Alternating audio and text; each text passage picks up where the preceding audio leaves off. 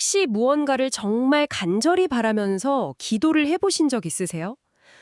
그런데 아무리 기다려도 깜깜무소식인 것 같고 심지어 상황이 더 꼬이는 것 같을 때가 있잖아요. 그럴 때면 문득 이거 내 목소리가 들리긴 하는 걸까? 하는 그런 서늘한 의심이 들기도 하죠. 바로 그 막막함, 그 기도와 응답 사이의 기나긴 침묵, 우리가 인내라고 부르는 그 시간에 대해 오늘 좀 깊이 이야기 나눠보려고 합니다. 사실 이게 믿음 생활에서 가장 힘든 부분 중 하나일 수 있거든요. 맞아요.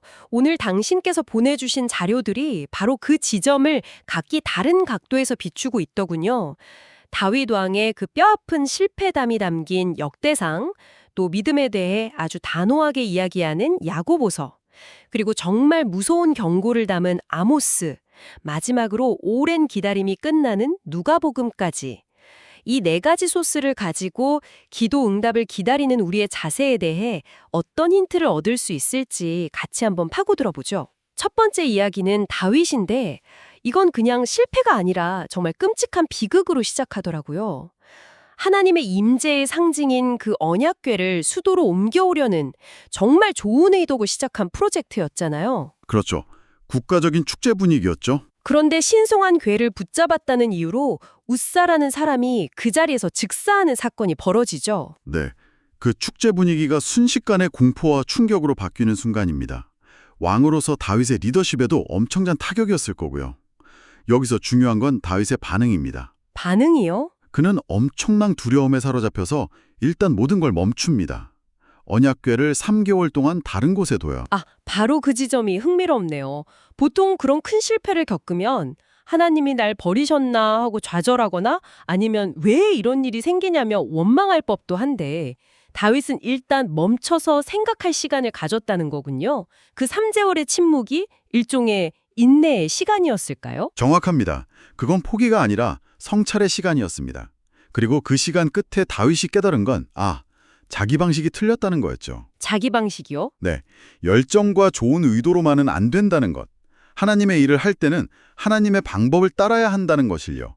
그래서 역대상 14장을 보면 그의 태도가 완전히 바뀝니다. 어떻게 바뀌죠? 블레셋과 전쟁을 앞두고 그는 아주 사소한 것까지 하나님께 묻기 시작해요.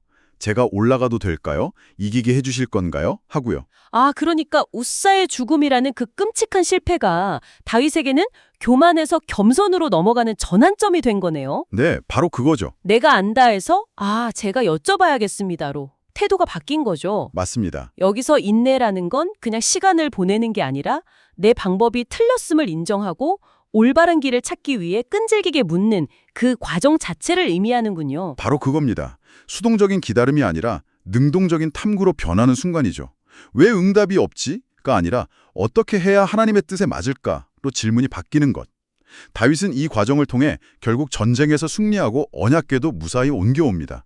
그의 인내는 결국 더 큰 성공으로 이어진 거죠. 다윗의 이야기가 실패를 통해 배우는 행동하는 인내라면 두 번째 자료인 야고보서는 우리의 내면, 즉 마음가짐을 정면으로 다루는 것 같아요. 그런데 솔직히 이 구절은 좀 화가 날 때도 있어요. 어떤 구절 말씀이시죠? 시험을 당할 때 온전히 기뻐하라니, 아니 힘들어 죽겠는 사람한테 웃어라고 말하는 것 같잖아요. 이게 현실적으로 가능한 이야기인가요? 하하, 그 반발심. 아주 자연스럽고 솔직한 반응입니다. 누구든 고난 속에서 기뻐하긴 어렵죠. 야고보서도 그걸 몰라서 하는 말은 아닐 겁니다. 그럼 무슨 뜻일까요? 여기서 핵심은 감정적으로 기뻐하라가 아니라 이 시련이 가진 의미를 알기 때문에 기뻐할 수 있다는 어떤 관점의 전환을 요구하는 것에 가깝습니다. 관점의 전환이요? 네, 마치 근육을 키우기 위해 무거운 역기를 들면서 고통스럽지만 이 과정이 나를 더 강하게 만들 거라는 걸 알기에 그 고통을 견뎌내는 것처럼요. 시련이 믿음을 단련시키는 과정이라는 말씀이시군요. 그렇죠. 그러면서 야고보서가 아주 강하게 경고하는 부분이 나오죠. 오직 믿음으로 구하고 조금도 의심하지 말라. 의심하는 자는 마치 바람에 밀려 요동하는 바다 물결 같다. 이 비유가 정말 생생하게 다가와요. 그렇죠. 마치 중요한 면접을 보고 나서 10초에 한 번씩 이메일 새로 고침 누르는 것과 비슷해요. 그 불안하고 초조한 에너지. 야고보서는 의심이 우리 기도에 바로 그런 영향을 미친다고 말하는 겁니다. 기도의 기반 자체를 흔들어버리는 거죠. 기반 자체를요? 네. 그러면서 이런 사람은 무엇이든지 죽게 얻기를 생각하지 말라고 아주 단호하게 선을 긋습니다. 듣고 보니 여기서 말하는 인내는 단순히 시간을 견디는 걸 넘어서 그 시간 속에서 끊임없이 밀려오는 의심과 싸우는 치열한 영적 전투 같은 거네요? 오, 정확한 표현입니다. 결과가 보이지 않는 상황에서도 그래도 신뢰하기로 선택하는 것. 어쩌면 그 과정 자체가 하나님이 우리 믿음을 성장시키는 응답의 한 형태일 수도 있겠다는 생각이 듭니다. 다윗처럼 행동을 교정하고 또 야고보서의 가르침처럼 믿음을 지키면서요. 그런데 세 번째 자료인 아모스서는 이 관점을 완전히 뒤집어 버리는 것 같아요. 어떻게 말이죠? 마치 너희가 기다리는 게 문제가 아니라 내가 너희를 기다려주는 것도 끝이 있다고 말하는 것처럼요. 분위기가 갑자기 서늘해집니다. 네, 아모스서는 우리에게 아주 엄중한 경고를 던집니다. 당시 북이스라엘은 겉으로는 번영했지만 안으로는 부자들이 가난한 사람들을 착취하고 정의가 땅에 떨어진 상태였죠. 겉과 속이 달랐군요. 네, 그들은 계속 제사를 드리고 종교의식에 참여하면서도 삶에서는 완전히 불의를 행하고 있었어요.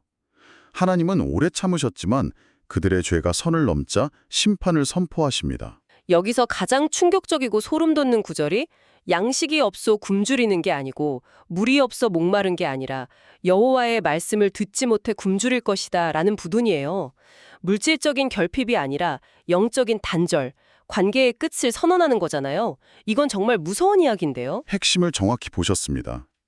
이건 우리가 기도 응답과 우리의 일상적인 삶을 분리해서 생각할 수 없다는 걸 보여줍니다. 입으로는 하나님의 도움을 구하면서 삶으로는 계속해서 하나님의 뜻을 거스르고 있다면 어느 순간 하나님께서 침묵하실 수 있다는 거죠. 그 침묵은 기다리라는 신호가 아니라 관계가 끊어졌다는 경고일 수 있다는 겁니다. 그렇다면 아모스의 관점에서 인내는 우리뿐만 아니라 하나님 편에서도 일어나고 있는 거군요. 맞습니다. 이건 우리에게 이렇게 질문하는 것 같아요. 당신은 지금 응답을 기다리고 있습니까? 아니면 심판을 기다리고 있습니까? 우리가 기도하는 내용과 우리의 삶의 방향이 일치하는지 돌아보라는 강력한 촉구네요. 맞습니다. 아모스는 회개하고 돌아설 기회가 아직 있을 때 그 인내의 시간이 끝나기 전에 돌이키라고 외치고 있는 겁니다. 아모스의 무거운 경고 다음에 마지막 자료인 누가복음 3장은 다시 한번 희망의 빛을 보여줍니다. 시대적 배경 자체가 깊은 어둠과 절망 속에서 무언가를 간절히 기다리는 사람들의 이야기로 시작되죠. 네, 누가복음 3장 15절에 아주 중요한 구절이 나옵니다. 백성들이 바라고 기다림으로.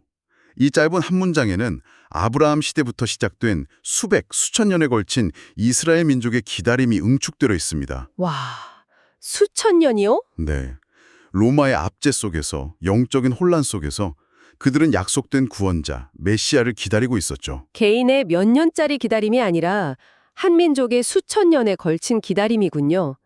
스케일이 다르네요. 그렇죠. 그 기나긴 기다림의 끝자락에 세례 요한이 등장하는 거고요. 그렇습니다. 세례 요한의 등장은 그 오랜 기다림이 드디어 끝을 향해 가고 있다는 신호탄과도 같았습니다. 사람들은 혹시 이 사람이 그리스도인가 하고 기대했지만 요한은 분명히 말하죠. 나는 그분의 신발끈을 풀기에도 감당하지 못한다. 내 뒤에 오시는 진짜 주인공이 있다. 그의 역할은 오랜 기다림의 성취가 임박했음을 알리는 것이었습니다. 이 이야기가 우리에게 주는 의미가 뭘까요? 제 개인적인 기도의 기다림과 이 거대한 이야기가 어떻게 연결되는 거죠? 이 관점은 우리의 개인적인 기도와 기다림이 결코 외딴 섬처럼 고립된 것이 아님을 상기시켜줍니다. 고립된 게 아니다. 네, 내가 지금 겪는 이 기다림이 훨씬 더 크고 장대한 하나님의 약속과 성취라는 이야기의 한 부분이라는 거죠. 이스라엘 민족이 수천 년을 기다려 마침내 그리스도를 만났던 것처럼 우리의 기다림 역시 궁극적인 소망과 연결되어 있다는 믿음을 줍니다. 그 거대한 희망이 바로 지금의 힘든 시간을 견뎌낼 힘을 주는 겁니다. 와, 오늘 4가지 자료를 통해 기다림이라는 주제를 정말 입체적으로 탐험한 것 같네요. 한번 정리해 볼까요? 다윗의 이야기를 통해서는 실패 속에서 내 방법을 버리고 하나님의 방법을 끈질기게 묻는 능동적인 인내를 봤고요. 네.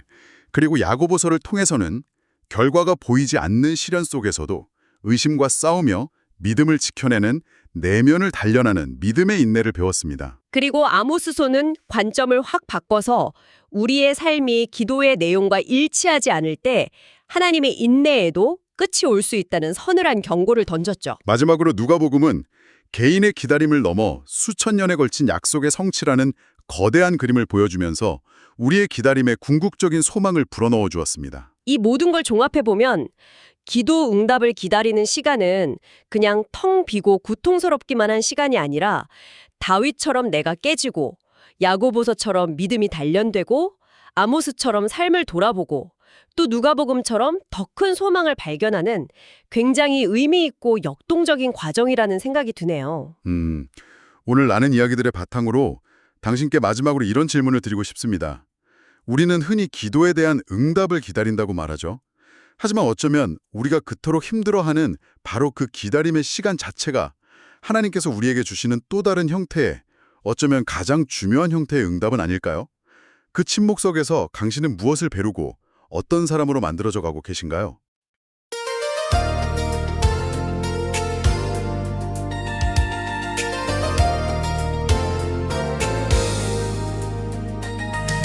다윗은 궤를 옮기다 실패했지만 낙심않고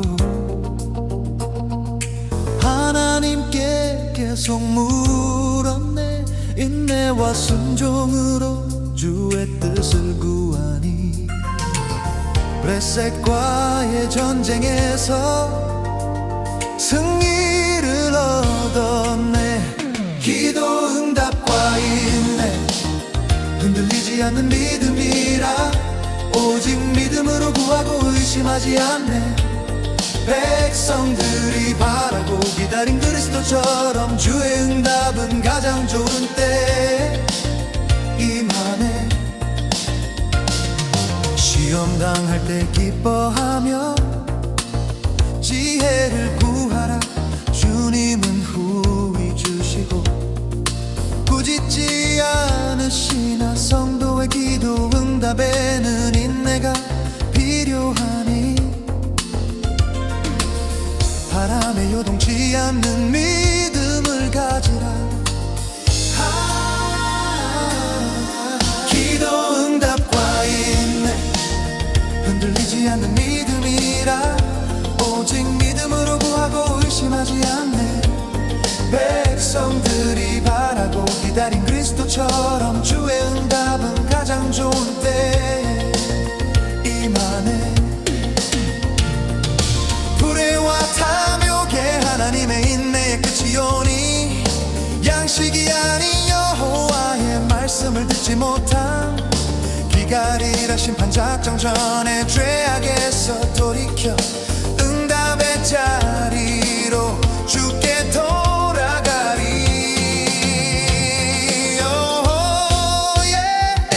요단강가 세례 요한의 외침 백성들이 바라고 기다린 그분은 오시리. 성령과 불로 세례 주실 능력의 주님 오래된 소망의 응답 예수 그리스도라. 계속 묻는 다윗의 끈기를 배우고 의심치 않는 믿음으로 인내하리. 가장 선한 응답 그리스도의 오심을 기억하며 주님 안에서 평안히 기다리네.